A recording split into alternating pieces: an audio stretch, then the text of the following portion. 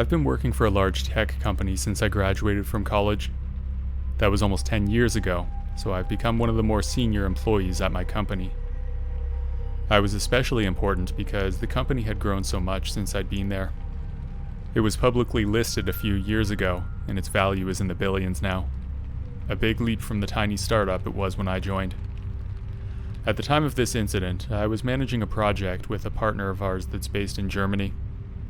Because of that, I would be in and out of Zoom calls frequently throughout the day.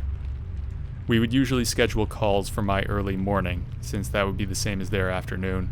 But sometimes things would come up and I would have to join a call in the middle of the night. Or they would have to stay up late and deal with something in the afternoon. I really enjoyed the project overall, but I don't speak German, so it was difficult at times. Germans tend to speak English really well though, so that's how we made it work. Dennis was one of my colleagues on the German side. We had never met in person, but we spoke almost every day, so it felt like we had become friends. He was a very calm and level-headed guy. I don't think I ever heard him raise his voice in the 6 months that we'd been working together. That's impressive, because there were at least a few stressful situations that we dealt with in that time. We were on a call one afternoon with me, Dennis, and 3 others. Dennis was the only German among us. It was my afternoon, so it would have been 9 or 10 p.m. for Dennis. We were about halfway through the meeting when I heard a loud pounding noise coming from my computer speakers. I was watching Dennis at the time, and when I heard that noise, he turned and looked behind him, a nervous look on his face. Then he got up and walked out of the room. I heard his door open. After that, all I heard was talking in German. I have no idea what they were saying, but it sounded unfriendly. It soon escalated to yelling. Not long after that, I heard 3 gunshots. It all happened so fast. Then, just in view of camera, I saw a man walk by, and it wasn't Dennis. He was out of focus, and it was far away, so I couldn't tell much about his appearance, but I know what Dennis looked like, and that wasn't him. My other colleagues and I talked about it for a few minutes after we calmed down. We decided that we had to do something, but none of us even knew how to call the police in Germany. We ended up calling one of our other colleagues from the German office and had him call for the emergency. After that, we ended the Zoom call and waited. I don't know for sure what happened that day, because it's not a topic that anybody likes to discuss. But one thing I can tell you is that Dennis never came back to work, and the rumor is that he was killed that day. If I had to guess, Dennis had some kind of enemy, which would explain the concerned look on his face when he heard the initial knock. Then when he answered it, the guy shot him. One of Dennis's colleagues from the German office took over for him, and we all moved on. It's pretty sad how we were able to just replace him like that. He was a human being after all.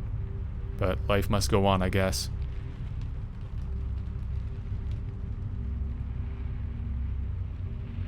After I graduated from college, my best friend Sarah and I took jobs in different cities. We were very close during our time at school, and we put the effort into maintaining our friendship. Part of this involved at least 2 Zoom calls per week. It's not the same as an in-person friendship, but sometimes you just have to work with what you have. I actually moved back to my hometown, and I was living with my parents at the time until I found my own place. Sarah, on the other hand, moved to a large city where rent is through the roof, so she rented a room in a shared house with 2 others. Her house was a small single-floor bungalow just outside the downtown core. She took me on a tour once through a Zoom call and showed me the whole place, so I basically knew my way around just from that. It was an older place. It actually reminded me of one of the houses that I'd lived in during my time at college. The appliances were old, dents in the walls, and dirty floors. I didn't meet any of her roommates though, because they were either not around or they were in their rooms during our calls that we'd had so far. She did tell me about them though, and they seemed really cool, so I was excited to say hi at some point. We were on a call one Saturday evening. It was about 10 p.m. for me, and Sarah was in a different time zone, so it would have been 11 for her. We had been talking for 15 or 20 minutes, just about random things and how work was going. Nothing too deep. Sarah's camera was facing her bedroom door, which was open, so I could just barely see some of the hallway outside her room. It was out of focus, though. Suddenly, I saw a dark figure walk past behind her. It looked really creepy, like it was from a horror film or something. I wasn't actually worried, though, because I figured it was just one of her roommates. I didn't say anything about it at the moment, because Sarah was in the middle of a story. When there was a break in the conversation, I asked Sarah if I could meet her roommate. She told me that neither of them were home. I looked at her confused, and I told her that I'd seen somebody walk by a few minutes ago. She turned and looked out the hallway, then looked back, visibly scared. Sarah always wore a headset when we talked because her laptop speakers were really quiet, so she wouldn't have heard anybody come in.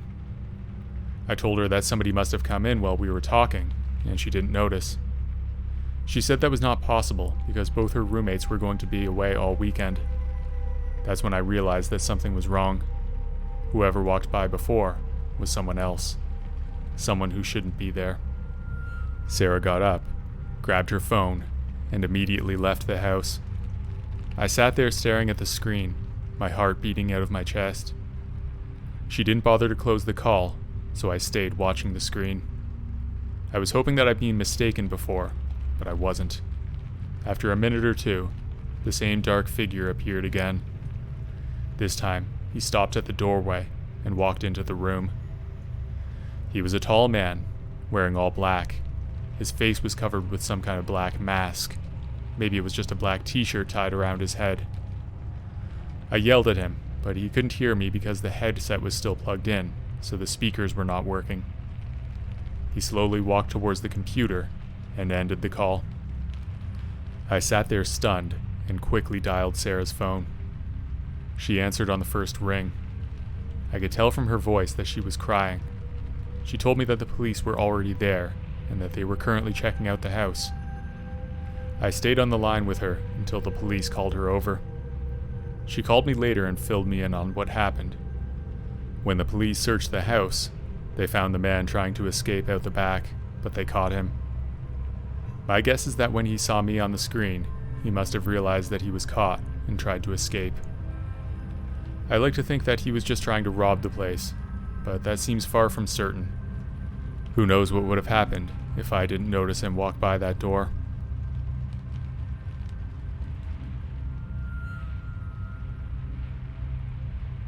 I was a teaching assistant in college during my last year of my master's degree. It was a first-year philosophy class, and there were hundreds of students. The lectures took place in the largest auditorium on campus. Well, they usually did, but this story takes place when the quarantine rules were at their peak, so it was actually online. In addition to the main lecture, the students were split up into study groups with a teaching assistant assigned to each. I was one of those teaching assistants. My group was made up of 10 students. This group was important because you can't really learn about philosophy without being able to discuss the topics in an intimate setting. That simply isn't possible with the full class. As important as I feel it was, attendance at my group was pretty mediocre. Of my 10 students, only about half would show up on any given day. It took place on Zoom, of course, since in-person meetings were banned at my school at the time. One day I joined my study group, and I was pleased to see that there were 7 students present. Better than average turnout for me. We went about our meeting as usual. I won't go into too much detail about that, because it doesn't have anything to do with the story. After about 10 minutes, another student joined, but when I looked at him, he was completely unfamiliar. I stared at the guy for several seconds. It looked like he didn't even realize he was on camera. Also, his name was displayed on the screen. It said that it was Benjamin, one of my students. However, Benjamin showed up most of the time, and I knew him, and that was not Benjamin.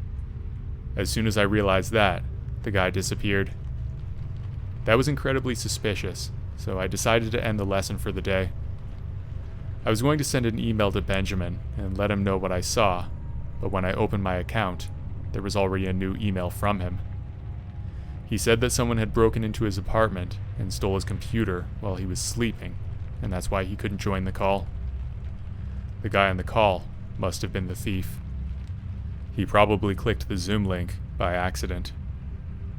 It's pretty creepy to think that I saw that guy on camera who had broken into my student's apartment. Unfortunately, he was never caught, and Benjamin never got his laptop back.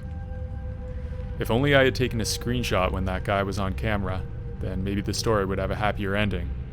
But I didn't, and that's how it ends.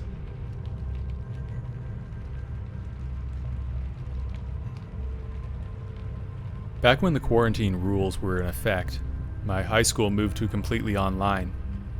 Even though I was staying home all day, my parents still had to go to work. My mother was a nurse, and my father was a truck driver, so they were both considered essential workers. Because of that, I was home all day alone. It wasn't a big deal though, because I was in the 10th grade and I could handle myself. Like I said, school had moved online, so all my classes were done through Zoom. I was in my English class when this happened. That was my favorite class of the day, not because of the class itself, but because my friend Lawrence was in it as well. He and I would always send funny messages back and forth throughout the boring lecture from our teacher. I set up my laptop in the kitchen.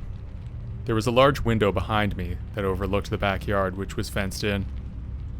The yard backed onto a small forest, which was really thick with trees and bushes, so anyone who looked at me on Zoom would see that as my background. The class had been going on for about a half hour. Lawrence and I were goofing off as usual. At some point, he sent me a message saying that he saw someone walk by behind me. I didn't believe him because it seemed like the kind of joke that he might tell just to scare me. But I turned around anyway, just to be sure, and there was nobody there. I replied to him with, "Nice try, loser," or something like that. He was really persistent though, and insisted that he'd seen someone back there. That was when I became concerned. Lawrence liked to joke around, but he didn't hold on to a joke for too long. If I called him out on his BS, he would usually admit it right away, and we would have a laugh. So I got up and looked out the window, but there was still nobody there. At this point, I was feeling pretty creeped out.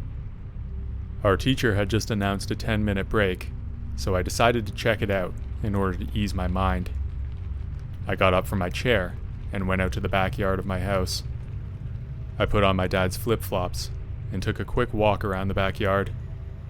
I walked from one end to the other, then I walked to the end of the yard where our lawn meets the forest. I looked around in the thick bush for a minute or two.